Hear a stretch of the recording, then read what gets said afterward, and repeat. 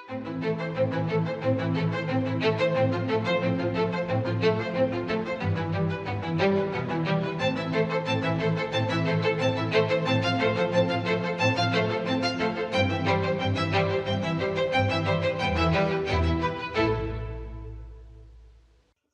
प्यारे देशवासियों, नमस्कार।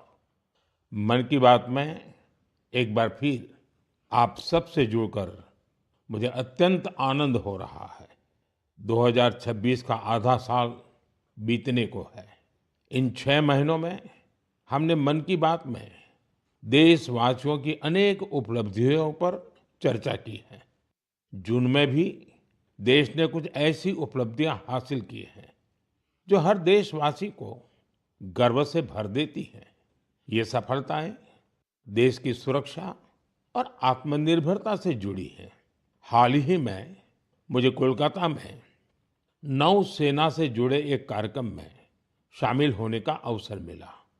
वहां आईएनएस दुनागिरी, आईएनएस संशोधक और आईएनएस अग्रय को भारतीय नौसेना के बेड़े में शामिल किया गया। इन शिप्स की डिजाइन और मैन्युफैक्चरिंग तक सब कुछ स्वदेशी है। साथियों, जून के महीने में ही एविएशन सेक्टर में भी देश ने एक बड़ी सफलता पाई। C295 यह विमान मेड इन इंडिया है और C295 विमान ने अपनी पहली उड़ान पूरी की है और ऐसे 40 विमान भारत में ही बनाए जा रहे हैं। इससे एमएसएमई और एरोस्पेस सेक्टर को नई शक्ति मिल रही है, रोजगार के अवसर बढ़ रहे हैं और आत्मनिर्भर भारत का संकल्प भी मजबूत हो रहा है। इसी महीने डीआरडीओ ने स्वदेशी long range land attack cruise missile का भी सफल परीक्षण किया है। इसको डीआरडीओ की लेबोरेटरी और इंडियन इंडस्ट्री पार्टनर्स ने मिलकर बनाया है। यानी आज समुद्र से लेकर आकाश तक हमारा भारत अधिक सुरक्षित और आत्मनिर्भर बन रहा है। साथियों, जून में एक और आयोजन हुआ जिसमें पूरी दुनिया भारत के प्रयासों से जुड़ी और ये कार्यक्रम था अंतर्राष्ट्रीय योग दिवस। इस बार दुनिया के 2500 से अधिक स्थानों पर योग के अनेक विविध कार्यक्रम हुए। हमारे देश में करोड़ों लोगों ने स्थान स्थान पर योग कार्यक्रमों में हिस्सा लिया। इस महीने अहमदाबाद में आयोजित विश्व योगासन चैंपियनशिप की भी बड़ी चर्चा हुई। इसमें भारत ने कुल 114 पदक जीते। इनमें 102 गोल्ड मेडल भी शामिल है। भारत इस चैंपियनशिप की पदक तालिका में पहले स्थान पर रहा। मैं सभी विजेता खिलाड़ियों को बहुत बहुत बधाई देता हूं। साथियों, किसी भी राष्ट्र की आत्मा उसके लोग होते हैं और जब उस देश के लोग कोई संकल्प लेते हैं तो कोई भी शक्ति उन्हें अपने लक्ष्य से डिगा नहीं पाती। राष्ट्र निर्माण में जन भागीदारी की ये ताकत भारत की बहुत बड़ी पूंजी है और इस जन भागीदारी का हम बार बार अनुभव कर रहे हैं। साथियों, पश्चिम एशिया में बनी युद्ध की स्थितियों को देखते हुए मैंने देशवासियों से कुछ आग्रह किए थे। मैंने कहा था कि जहां तक संभव हो कुछ समय के लिए गोल्ड, सोना खरीदने से बचें। लोगों से कहा था कि विदेश में छुट्टियां मनाने से बचें।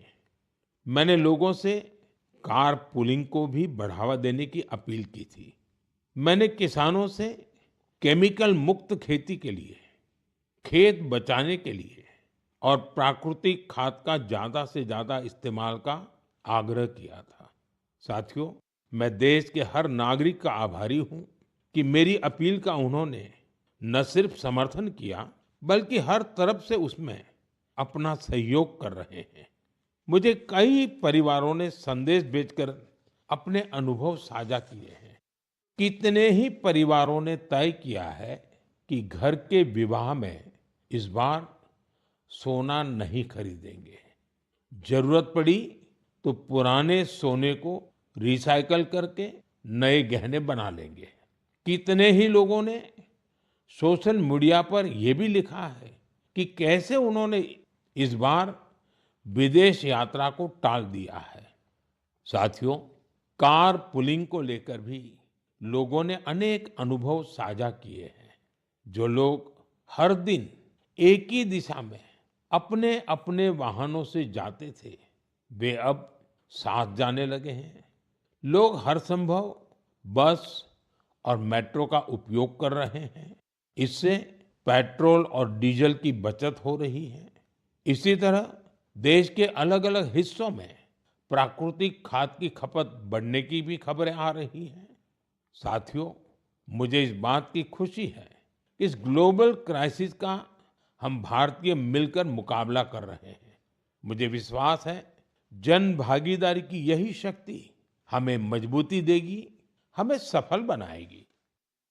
मेरे प्यारे देशवासियों, हमारे देश में जन्मदिन, शादी ब्याह, पारिवारिक कार्यक्रम होने के साथ ही पूरे समाज का भी उत्सव होता है। हर परिवार चाहता है कि उसकी खुशियां दूसरे के साथ भी साझा हो। लोग मेहमानों को उपहार भी देते हैं। साथियों, महाराष्ट्र के नांदेड़ में एक परिवार ने अपनी खुशियां बांटने के लिए ऐसा काम किया है जो चर्चा का विषय बन गया है। यहाँ नांदेड़ के बहादुरपुरा गांव में पेटकर परिवार रहता है। इस परिवार ने सोचा कि अगर खुशी बांटनी ही है तो ऐसी चीज दी जाए जो मुश्किल समय में किसी परिवार का सहारा बने। अपने घर में विवाह के अवसर पर इस परिवार ने गांव के लगभग 3,500 लोगों के लिए दुर्घटना बीमा की व्यवस्था की। हर व्यक्ति को 1 लाख रुपए का बीमा कवर दिया गया। इस पहल के पीछे की भावना बहुत स्पर्श करने वाली है। परिवार ने देखा था कि दुर्घटना के बाद परिवारों को आर्थिक कठिनाइयों का सामना करना पड़ता है। ऐसे समय में एक छोटी सी सहायता भी बहुत बड़ा संबल बन जाती है। साथियों, सरकार देश के करोड़ों परिवारों तक सुरक्षा का कवच पहुंचा रही है। प्रधानमंत्री सुरक्षा बीमा योजना के तहत केवल 20 रुपए के सालाना प्रीमियम, यानी केवल 1 साल के 20 रुपए का प्रीमियम, उस पर 2 लाख रुपए तक का दुर्घटना बीमा मिलता है। अब तक इस योजना से 58 करोड़ से अधिक लोग जुड़ चुके हैं। इनमें करीब 28 करोड़ हमारी माताएं, बहनें, बेटियां हैं, महिलाएं हैं। इस योजना से पीड़ित परिवारों को अब तक जो हिसाब मिला है, 3,700 करोड़ रुपए से अधिक की सहायता मिल चुकी है। साथियों, उसी प्रकार से प्रधानमंत्री जीवन ज्योति बीमा योजना भी उतनी ही अहम है। ये योजना व्यक्ति की दुखद मृत्यु होने पर उसके परिवार को 2 लाख रुपए का बीमा कवर देती है। इसका वार्षिक प्रीमियम सिर्फ 436 रुपये है, मतलब एक दिन का मुश्किल से 1.5 रुपया। इस योजना से अब तक 27 करोड़ से अधिक लोग जुड़े हैं। इसके तहत देश के करीब 11 लाख परिवारों को करीब 22,000 करोड़ रुपए की सहायता मिल चुकी है। ये आंकड़े बहुत बड़े हैं। इन आंकड़ों के पीछे लाखों परिवारों की अपनी अपनी कहानी है। कहीं किसी माँ को बच्चों की पढ़ाई जारी रखने में सहायता मिल गई, कहीं किसी पत्नी को घर की जिम्मेदारियां संभालने का सहारा मिल गया। साथियों, कई बार बहुत बड़ी सुरक्षा की शुरुआत बहुत छोटी राशि और एक छोटे से कदम से हो सकती है। छोटा सा भी निर्णय बहुत बड़ा बदलाव करता है। मेरा आप सभी से आग्रह है कि अपने परिवार में इन योजनाओं की जानकारी जरूर साझा करें। मेरे प्यारे देशवासियों, मन की बात में अब बात एक ऐसे विषय की जो हजारों साल पुराना है, हजारों साल से मानव समाज में घर कर करके बैठ गया है। ये विषय है अंधविश्वास का। अंधविश्वास कई बार केवल एक गलत धारणा नहीं होता, वो डर पैदा करता है। और जब डर मन पर हावी हो जाता है तो इंसान सच को देखना ही बंद कर देता है। अंधविश्वास में डूबे लोग फिर बिना तर्क के, बिना सत्य जाने ऐसे फैसले लेने लगते हैं जिनका बड़ा नुकसान होता है।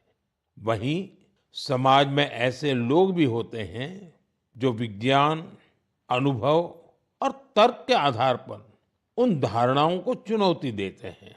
अंधविश्वास से विश्वास तक की ये यात्रा आसान नहीं होती।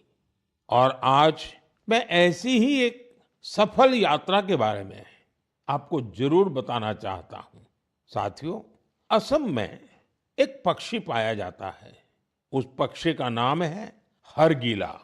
हरगिला एक दुर्लभ पक्षी है। ये प्रकृति को स्वच्छ रखने में अहम भूमिका निभाता है। लेकिन असम के कुछ इलाकों में लंबे समय तक इसे अशुभ माना जाता था। लोग इसे अपने आसपास देखना पसंद नहीं करते थे। कई बार उन पेड़ों को भी काट दिया जाता था जिन पर हर गिला के घोंसले बने होते थे। सोचिए, एक ऐसा पक्षी जो पर्यावरण की सफाई में मदद करता है, वही हर गिला लोगों के डर का शिकार बन गया था। इसी दौरान जीव वैज्ञानिक पूर्णिमा देवी बर्मन ने ये सब देखा। उन्होंने लोगों के मन में बैठी गलत धारणा को बदलने का संकल्प लिया। उन्होंने महिलाओं से बात की। उन्होंने लोगों को विज्ञान के आधार पर समझाया। धीरे धीरे महिलाएं इस अभियान से जुड़ने लगी। फिर एक बड़ा बदलाव शुरू हुआ। जिस पक्षी को कभी अशुभ मानकर भगाया जाता था, वही गांवों की पहचान बनने लगा। हजारों ग्रामीण महिलाएं हरगिला को बचाने के लिए आगे आई। आज उन्हें हरगिला आर्मी के नाम से जाना जाता है। इन महिलाओं ने समाज के साथ संघर्ष भी किया। समाज को समझाने के लिए दिन रात काम किया और अंधविश्वास को पीछे छोड़ करके रहे। उन्होंने दिखाया है, जब सही जानकारी पहुंचाई जाती है तो वर्षों पुरानी सोच भी बदल सकती है। साथियों, मैं अक्सर कहता हूं, जो खेलता है वो खिलता है। आज देश में ऐसे युवाओं की संख्या बहुत तेजी से बढ़ रही है, जो खेल भी रहे हैं और खिल भी रहे हैं। पहले की तुलना में अब कहीं अधिक युवा खेलों को कैरियर के रूप में अपना रहे हैं। मुझे नागालैंड के दो ऐसे प्रयासों के बारे में जानकारी मिली है जो बहुत दिलचस्प है। पहला प्रयास है नागालैंड बेबी लीग। नाम सुनकर आपको जरूर लगता होगा कि ये बहुत छोटे बच्चों की कोई साधारण लीग होगी, लेकिन ऐसा नहीं है। ये 5 से 10-12 साल की आयु के छोटे छोटे बच्चे, फूल जैसे बच्चों की एक असाधारण लीग है। और इन बच्चों के फुटबॉल खिलाड़ियों की एक ऐसी लीग है जो उनकी रफ्तार को और प्रतिभा के लिए उनको प्रेरित भी करती है और उनकी पहचान भी बनाती है। इसकी शुरुआत नागालैंड के अधिक से अधिक बच्चों को फुटबॉल से जोड़ने के लिए हुई थी। 5 से 12 वर्ष तक के लड़के और लड़कियां इसमें हिस्सा ले सकते हैं। ये लीग अब अपने 3 वर्ष पूरे कर चुकी है। इस लीग का बच्चों के मन पर बहुत अच्छा प्रभाव पड़ा है। साथियों, नागालैंड में एक और अच्छा प्रयास हो रहा है। इसका नाम है Nagaland women futsal league.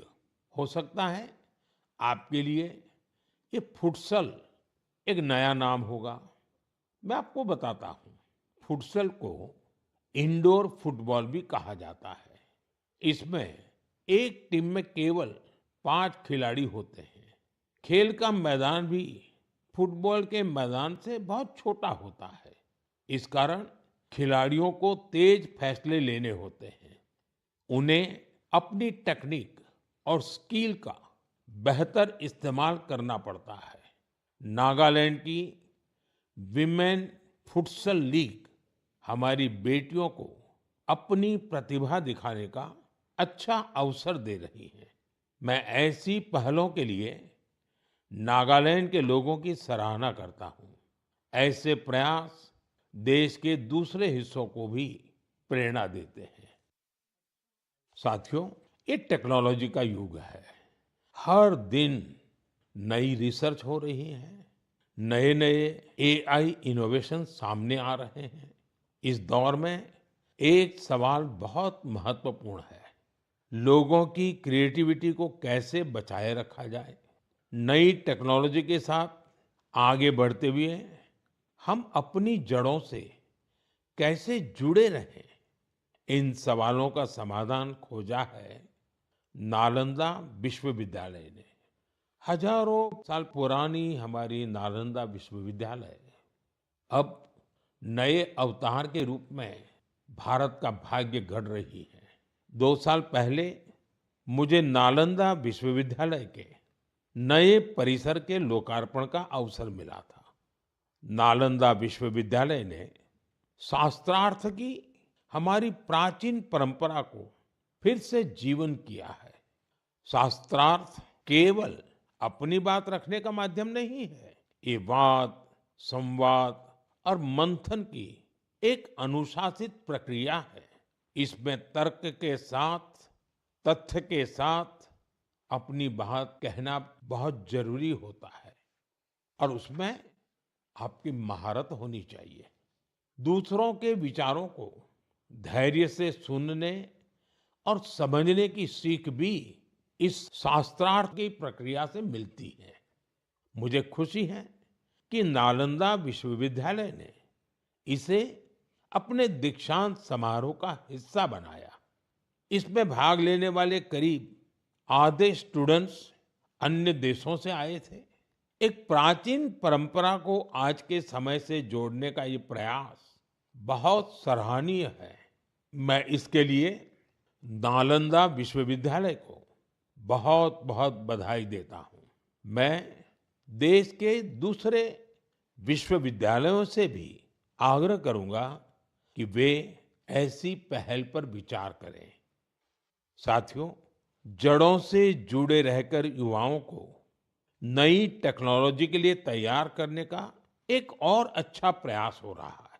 Delhi में स्थित central Sanskrit university artificial intelligence और डेटा साइंस में बीटेक प्रोग्राम शुरू करने जा रही है। ये आधुनिक टेक्नोलॉजी को भारत के पारंपरिक ज्ञान से जोड़ने की दिशा में एक महत्वपूर्ण कदम है। इससे भारतीय भाषाओं के लिए नए एआई टूल्स तैयार करने में मदद मिलेगी। हमारे प्राचीन ग्रंथों और पांडुलिपियों को डिजिटल रूप में संरक्षित करने के काम को भी नई गति मिलेगी। मैं सेंट्रल संस्कृत यूनिवर्सिटी को इस प्रयास के लिए बहुत बहुत शुभकामनाएं देता हूं।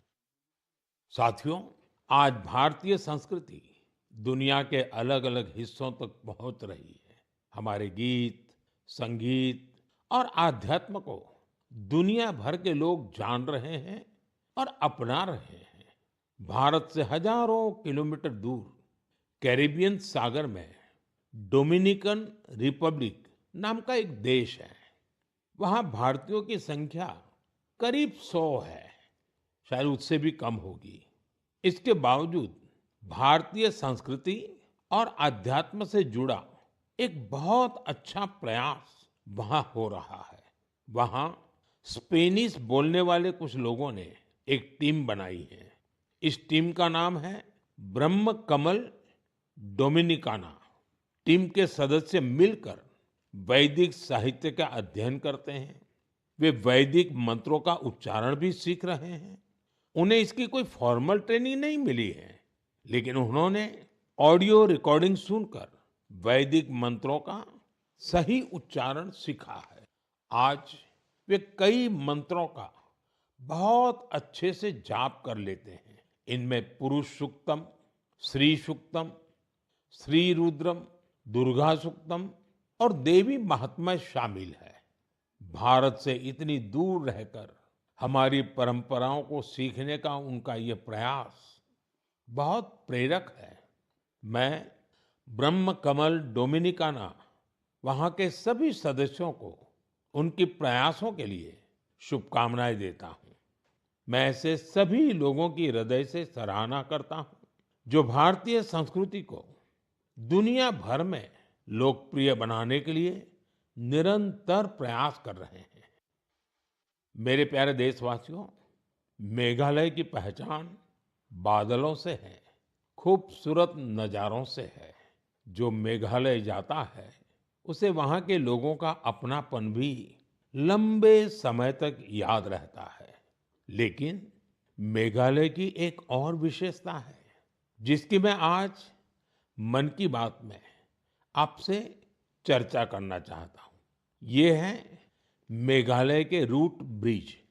रास्ता वाला रूट नहीं, जड़ों वाला रूट। इन रूट ब्रिजों की कहानी बहुत रोचक है। ये ब्रिज कुछ दिनों या कुछ वर्षों में नहीं बनते। इन्हें तैयार होने में कई दशक लगते हैं। रबर के पेड़ों की जड़ों को धीरे धीरे दिशा दी जाती है। इन जड़ों को जलधाराओं के पार ले जाया जाता है।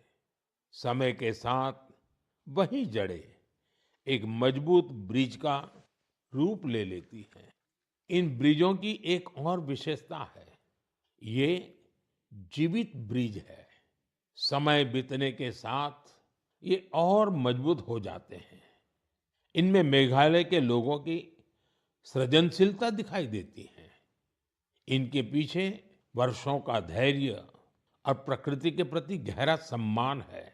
ये ब्रिज बताते हैं कि मनुष्य प्रकृति के साथ मिलकर कितनी अद्भुत चीजें बना सकता है।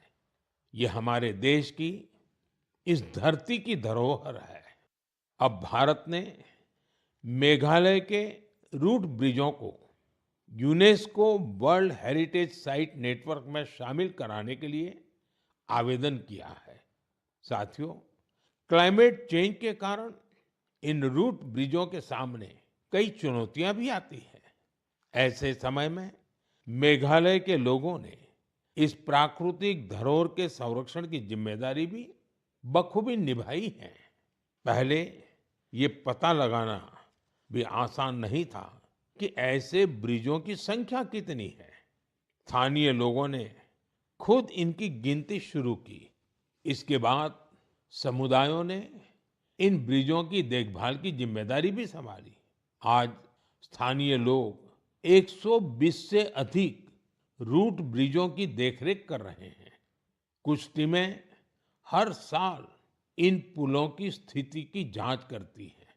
कुछ लोगों ने आसपास के क्षेत्र को मजबूत बनाने के लिए नर्सरी भी तैयार की है। इस तरह के इनके संरक्षण के लिए एक पूरा इकोसिस्टम तैयार हो गया है। आपने देखा होगा, इस वर्ष हैली वारजी को पद्म अवार्ड से सम्मानित किया गया है। उन्होंने अपने जीवन के 50 से अधिक वर्ष इन रूट ब्रिजों की देखभाल में लगाए हैं। उनका समर्पण हम सभी के लिए प्रेरणादायक है। साथियों, आपने कभी इन रूट ब्रिजों की यात्रा की हो तो उनकी तस्वीरें सोशल मीडिया पर जरूर साझा कीजिए। आपकी तस्वीरें दूसरे लोगों को भी मेघालय की इस अनोखी धरोहर के बारे में जानने के लिए प्रेरित करेगी। मेरे प्यारे देशवासियों, हम सभी चाहते हैं कि हमारा गांव साफ सुथरा हो, हमारा शहर सुंदर दिखे, लेकिन शायद ही कभी रुककर ये सोचा जाता है कि हमारे आसपास जो कचरा जमा होता है, कौन उसे साफ करता है? ज्यादातर लोग तो यही मानकर चलते हैं कि ये किसी और की जिम्मेदारी है और वो ही सफाई करेगा। लेकिन हमारे बीच कुछ ऐसे भी लोग होते हैं जो अपनी सोच से हमें बहुत प्रेरित करते हैं। मुझे मध्य प्रदेश के राजगढ़ जिले के ब्यावरा की कुछ बहनों के बारे में जानने का अवसर मिला। उन्होंने अपने आसपास फैले प्लास्टिक कचरे को हटाने का संकल्प लिया। ये नहीं सोचा कि कोई आकर बदलाव लाएगा। उन्होंने खुद शहर भर से प्लास्टिक कचरा और खाली बोतलें इकट्ठा करना शुरू किया। धीरे धीरे ये प्रयास आगे बढ़ता गया और फिर उस प्लास्टिक को इको ब्रिक्स में बदला जाने लगा। आज इन्हीं इको ब्रिक्स का उपयोग सार्वजनिक स्थानों को सुंदर बनाने में किया जा रहा है। राजगढ़ में पिछले कुछ महीनों में सैकड़ों किलो प्लास्टिक को रिसाइकल करके उनका बेहतर उपयोग किया गया है। यानी जो प्लास्टिक पहले शहर में प्रदूषण फैलाता था, आज वही इन बहनों के प्रयास से शहर की सुंदरता बढ़ाने में योगदान दे रहा है। मैं ब्यावरा की सभी बहनों और इस अभियान से जुड़े साथियों को बधाई देता हूं। मेरे प्यारे देशवासियों, मुझे कई लोगों ने पत्र लिखकर एक खास विषय पर बात करने का सुझाव भेजा है। ये विषय गणेश उत्सव से जुड़ा है। वैसे तो गणेश उत्सव में अभी काफी समय बाकी है, लेकिन लोगों ने ये आग्रह किया है कि इस विषय पर अभी ही बात होनी चाहिए। दरअसल गणेश जी की मूर्तियां बनाने का काम बहुत पहले शुरू हो जाता है। मूर्ति बनाने वाले, मूर्तियों के व्यापार से जुड़े लोग अभी से सक्रिय हो जाते हैं। इसलिए मेरा आप सभी से एक आग्रह है, आप प्रयास करें कि आपके घर, सोसाइटी या आसपास की जगहों पर गणपति बप्पा की जो मूर्ति स्थापित हो, वो हमारे देश की मिट्टी से बनी हो, वो हमारे अपने कुम्हारों और स्थानीय कलाकारों के हाथों तैयार हुई हो। जो लोग गणेश जी की मूर्तियां बनाते हैं, उनसे भी मेरा आग्रह है कि वे मिट्टी की मूर्तियों को प्राथमिकता दें। और जो लोग मूर्तियां खरीदते हैं, वे भी यह जरूर देखें कि गणपति बप्पा की मूर्ति किससे बनी है और किस देश में तैयार हुई है।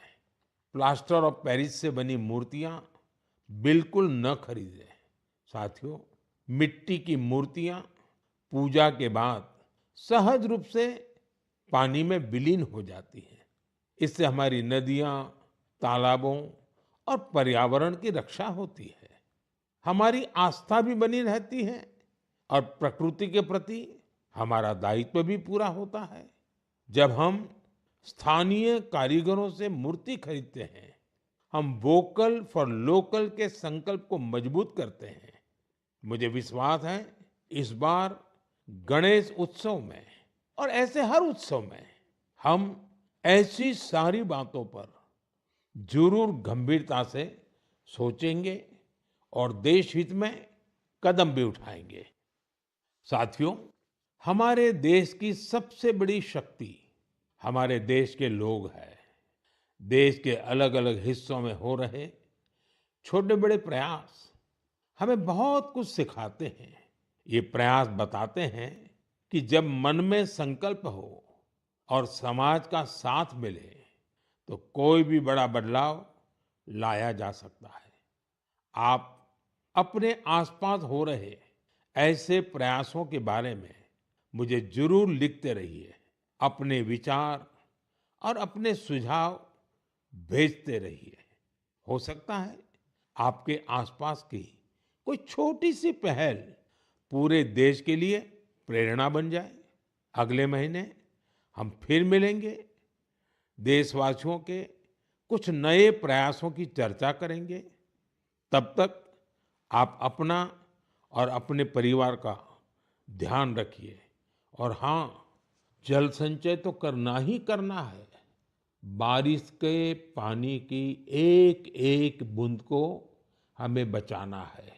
कैच द रेन, ये अभियान जरा भी ढीला नहीं होने देना है। तो मेरा खास आग्रह है, वर्षा का बूंद बूंद पानी हम मिलकर के बचाएं। बहुत बहुत धन्यवाद। नमस्कार।